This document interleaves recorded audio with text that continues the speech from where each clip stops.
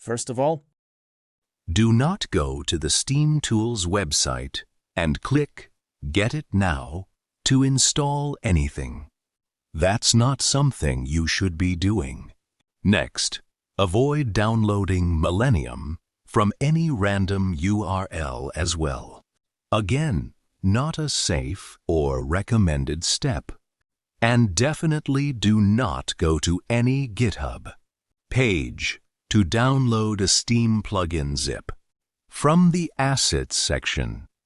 Now, let's say you accidentally downloaded all of these files and saved them in a folder to keep things organized. Even then, do not run the SteamTools setup file. The moment you do, a SteamTools icon may appear on your desktop. Also, do not install Millennium. As soon as it finishes installing, Steam may automatically launch, which can trigger unwanted changes or pop-ups.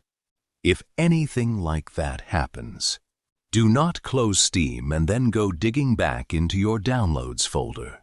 Do not take that zip file. Place it inside your Steam directory. Create plugin folders or move files around. Most importantly, do not extract anything.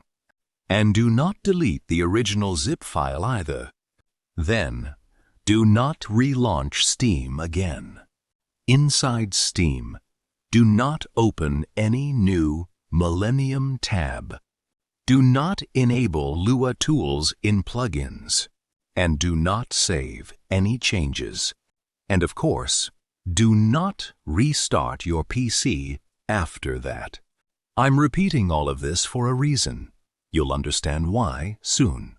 Because if you ever do all of this, you might see some strange or unnecessary features inside Steam that you didn't expect. For example, opening a game store page might show new buttons or extra options that don't belong there. And even restarting Steam could change how your library looks. But seriously, don't click anything, and don't try installing anything. Stick to safe and official methods. So now you know how not to mess around with SteamTools or unofficial plugins. But here's something interesting. Did you know? Steam is now the biggest PC gaming marketplace in the world. Ironically, many people actually disliked Steam when it first launched, just like some people question it today. If you want, you can watch a full breakdown of how Steam became so huge over time. And if you've already seen that, there's also another video explaining how traditional game piracy works and why you should avoid it. Anyway, that's it for today. Make sure to subscribe if you haven't already. I'm going to grab some chicken biryani now. Goodbye. If you want, I can also turn this into